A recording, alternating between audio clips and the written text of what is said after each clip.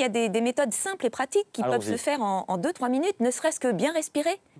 Peu de gens savent bien respirer. Tout de suite, là, on commence? Pourquoi pas? Allons-y, voilà, bien respirer. On ferme les yeux et on respire simplement par le nez. On inspire par le nez, on gonfle le ventre comme un ballon. Et on expire longuement par la bouche en soufflant et en éliminant le stress, les tensions, les appréhensions. Vous voyez, il suffit d'un rien pour être vraiment bien. C'est très bien pour les adultes parce que vous arrivez à nous convaincre et ça fonctionne. En revanche, les enfants, pour arriver à les calmer, les canaliser l'espace d'un instant, comment on s'y prend, comment on arrive à leur vendre le produit, Carole? Alors, comment on leur vend? Nous, avec mon mari Laurent, qu'on a vu dans le reportage, on leur a vendu en créant une musique sophrologique. Ce qui fait que c'est une méthode extrêmement ludique et on fait les exercices en musique. Donc, c'est la grenouille qui va vous dire... Monsieur, madame, mademoiselle, respirez par le ventre. Lorsque c'est la grenouille qui parle à l'enfant, l'enfant le fait. Voilà, on a trouvé ce subterfuge de faire une musique douce et d'intégrer les animaux de la forêt, voilà. Mais en 2-3 minutes par jour, on peut, si on a des enfants surexcités, en déficit de concentration, les remettre sur le chemin doucement.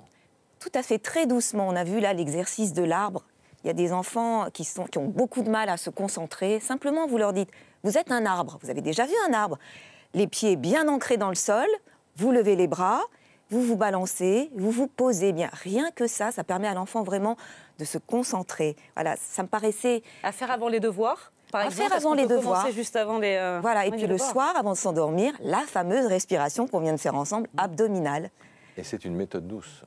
Très douce. Ça me paraissait essentiel, après tous les événements dramatiques qui se passent, de m'occuper enfin du bien-être des enfants. Ouais, ça pèse sur le moral des enfants aussi, toutes ces histoires de terrorisme. Tout à fait. Après les événements affreux de Charlie Hebdo, j'ai eu beaucoup de demandes de parents qui étaient stressés eux-mêmes, mais d'enfants aussi, qui avaient des peurs, qui avaient des problèmes d'insomnie. Ça pèse également, ces événements dramatiques, sur les enfants.